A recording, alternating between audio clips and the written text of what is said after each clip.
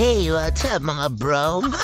Kilala si Bal David na isa sa mga player sa PBA na masasabi nating tumatak at sumikat noong 90s sa larangan ng basketball. Tinawag siyang the original Flash noong 90s bago pa man sumikat sina JJ Helterbrand at Kagiwa. Nang tinanong nga si Bal David na pangalanan kung sino ang kanyang top 5 players sa all-time Ginebra starting 5, nahirapan nga si Bal David na mamili sa dami ng players na magagaling sa Ginebra. Pero nagbanggit siya ng 5 players na sa tingin niya na para sa kanya ay all-time Ginebra starting 5. Pero baka naman pwede ka mag-subscribe sa aking channel na medyo malamyak.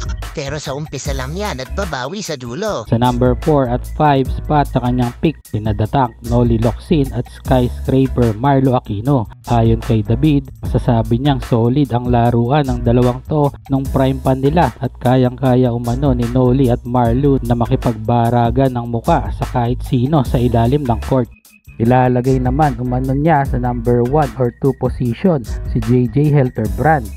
Ayon kay David, komportable siya na ilagay si JJ sa point guard position at kayang-kaya umano nito gumawa ng play at mag-orchestrate ng opensa. Kasama naman sa listahan niya si Mark Kagiwa na ilalagay umano niya sa 2 or 3 position dahil mas okay ang laro ni Kagiwa sa wing spot at mas madali siyang gawing passing target ni JJ Helterbrand. Ang huling player naman na kanyang ipipick ay si The Living Legend, Sonny Jaworski. Hindi lang daw iisang posisyon ang kayang hawakan ni Jawo, kundi kayang-kaya niya daw na maging combo guard para kay David.